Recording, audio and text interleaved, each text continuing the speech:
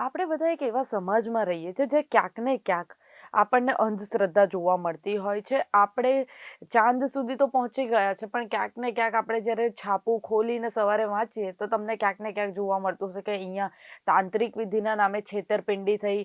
એટલે આપણે ત્યાં કોઈક ને કંઈક થાય ને તો એ પહેલાં હોસ્પિટલ નથી જવાનું પસંદ કરતા. તે લોકો પ્રિફર કરે છે કે અમે ભૂવા પાસે જઈએ, તાંત્રિક પાસે જઈએ અને એ અમારી સમસ્યાઓનો ઉકેલ આપશે. ક્યારેક આપણને એવું લાગતું હોય છે કે શોર્ટકટ્સ અપનાવીએ, અને શોર્ટકટ્સમાં આપણને એવું લાગે છે કે એક એવી કંઈક સુવિધા બનાવવામાં આવી છે આપણા સમાજમાં કે કોઈ એક એવા વ્યક્તિને બેસાડવામાં આવ્યો છે જે વ્યક્તિ આપણને કહેશે કે આ કરશો તો આ બધું પાર પડી જશે, તમારા દુઃખો સમાપ્ત થઈ જશે, અને આપણે એવું જ માનવા લાગીએ છીએ.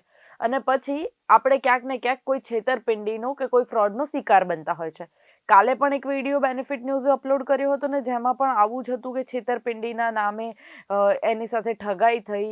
ક્યાંક ને ક્યાંક એમાં પણ અંધશ્રદ્ધા હતી, ને આજે ફરીથી એક એવો જ કિસ્સો આપણી સામે આવ્યો છે. નખત્રાણાની એક ઘટના છે જેમાં એક તાંત્રિકે છેતરપિંડીના નામે, એટલે તાંત્રિકે વિધિ કરવાનું કહ્યું કે હું તમારા ઘરમાં જે તકલીફો છે તે દૂર કરી દઈશ, ને 7.5 લાખ રૂપિયા પડાવ્યા. એટલે 7.5 લાખ રૂપિયા એક સામાન્ય માણસ માટે બહુ મોટી રકમ છે. જ્યારે કોઈ મજૂરી કરીને કે ઘરકામ કે એવું કહી શકાય કે નાની એવી નોકરી કરીને પોતાનું ગુજરાન ચલાવતા હોય તો 7.5 લાખ રૂપિયા બહુ મોટી રકમ થઈ જાય. અને ત્યારે એ વ્યક્તિને ક્યારેક કોઈ ભરોસો મૂક્યો હોય કે અમારું કામ થશે અને એ કામ પૂરું કરશે, ત્યારે કામ તો પૂરું નથી થતું, પરંતુ છેતરપિંડીનો શિકાર બને છે. અને આ કઈ રીતે બને છે એનું પણ છે કે શરૂઆતમાં તમને કહેવામાં આવ્યું હોય કે તમારી આ તકલીફો દૂર થશે. થોડી ઘણી થતી પણ હશે. કારણ છે એનું, કારણ કે જ્યારે કોઈ વ્યક્તિ એક સત્તા પર બેઠો હોય કે એક જગ્યા પર બેઠો હોય એટલે એને તમે તમારા દુઃખો જઈને કહેવા લાગો છો. અને બધી જગ્યાએ એક સામાન્ય વસ્તુઓ હોય છે કે તમને એવું કહેશે. બધાને આપણે ત્યાં એક છે કે તાંત્રિકો એક કોમન ડાયલોગ કહેતા હોય છે કે તમારા ઘરમાં પૈસા ટકતા નથી, તો આપણે બધા રિલેટ કરીશું કે હા સાચી વાત છે, અમારા પાસે પૈસા નથી ટકતા, કોઈ સમજી નથી શકતું. ને આ જ બધી વાતોથી ભોળવાઈને જ્યારે વ્યક્તિ સામેવાળા વ્યક્તિ પર ટ્રસ્ટ કરે છે, 7.5 લાખ રૂપિયાની છેતરપિંડી થાય છે. ને તેના પછી એવું પણ આવ્યું આ ઘટનામાં જે નવું હતું કે તમારા પૈસા ડબલ કરીને આપીશ. હવે તાંત્રિક અત્યારે સુધી તમને એવું કહેતા હતા કે તમારી સમસ્યાઓનું સમાધાન થશે. આપણે બલી ચડાવવાવાળી ઘટનાઓ પણ જોઈ છે બહુ બધી, અને આપણે ગુજરાતમાં જ આવી બધી ઘટનાઓ ખાસ જોઈ છે.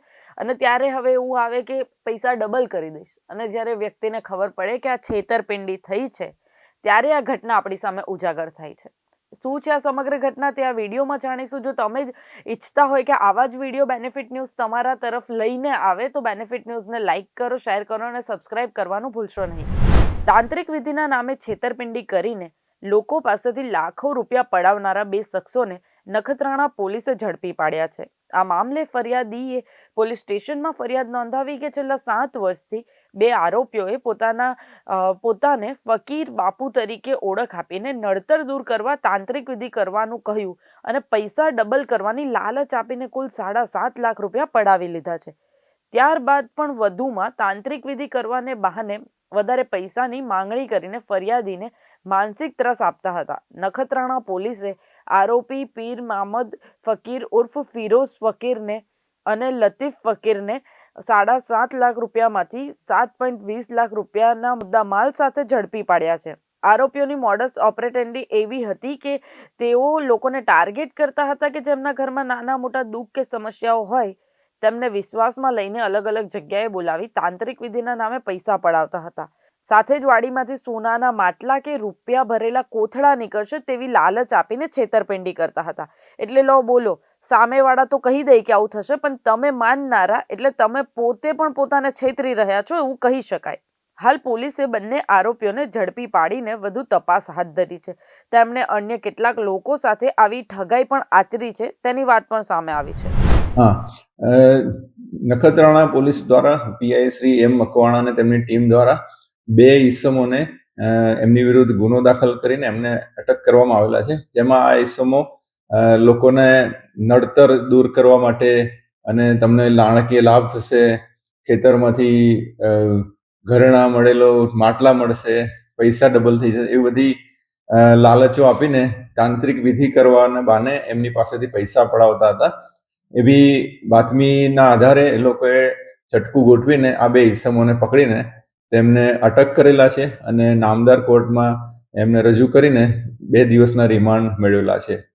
શું આગામી દિવસોમાં શું કાર્યવાહી કરવામાં આવશે? કેટલા લોકોને આમને છેતર્યા છે? શું દિવસોમાં અને પોલીસે કેટલો મુદ્દામાલ રિકવર કર્યો છે? જી, પ્રાથમિક જે માહિતી મળી એમાં એવું છે કે જે 2 આરોપી પકડાયા છે એમાં બીજા નંબરનો જે આરોપી છે લતીફ ફકીર, એણે એ 2017માં એક વિસલપર ગામના એક ભાઈ નરોત્તમ પટેલ સાથે સંપર્કમાં આવેલો. એમની આંબાની વાડીમાં કામ કરતો હતો અને એ નરોત્તમભાઈના ઘરમાં 2014 અને 16માં ઉપરાછાપરી 2 મરણના બનાવ બન્યા.